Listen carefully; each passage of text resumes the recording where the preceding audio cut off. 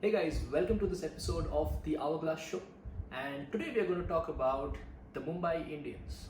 Let's look at the full squad of the Mumbai Indians. Now, the first thing you see in this lineup is balance. A very good balance between raw Indian talent, experienced Indian players, and foreign players. You see, they have foreign players in every category. It's not limited to just one category where they have too many batsmen or bowlers for that matter. Uh, the second thing here is you look at the all rounders that Mumbai has. Most of them are a part of the starting 11 or the 11. So that's also an advantage for Mumbai Indians. The third thing I would say is the raw talent that is coming out of the squad. People like Surya Kumar Yadav, Ishan Kishan, and there were a few more in the previous seasons who've gone on to create a particular spot for them, and it's very difficult to ignore such players. The next point I'd like to look at is backups. They have very good backups in terms of foreign players. For example, in the bowling category, Mitch McClanagan and Trent Bolt, similar kind of bowlers. So if one goes out, the other comes in. That kind of a scenario there. Um, Also, in terms of wicket keepers, there are three people who can don the gloves. So that's again a big advantage. You see, they also do not have too many players who are openers.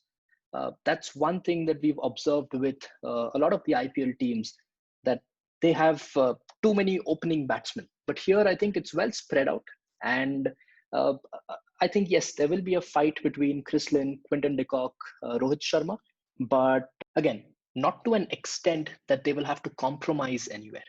So overall, I think it's a very balanced and a good squad. And it just goes on to show why they have won the number of titles they have.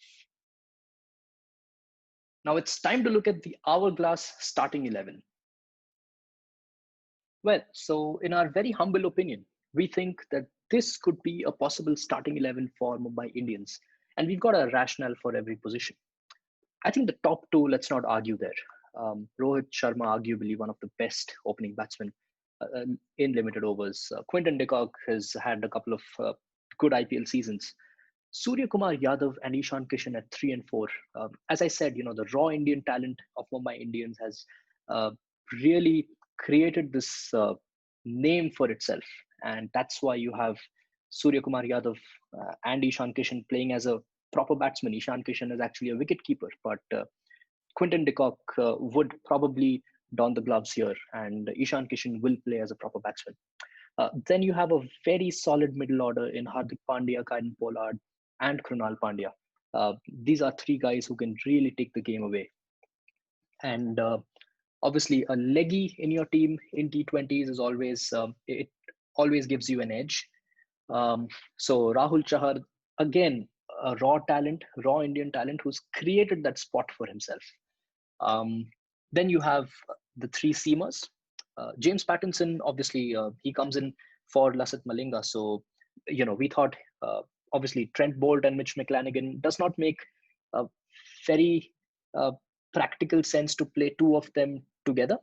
But Mumbai might play both of them together. But in our opinion, maybe James Pattinson would get a game ahead of one of the two.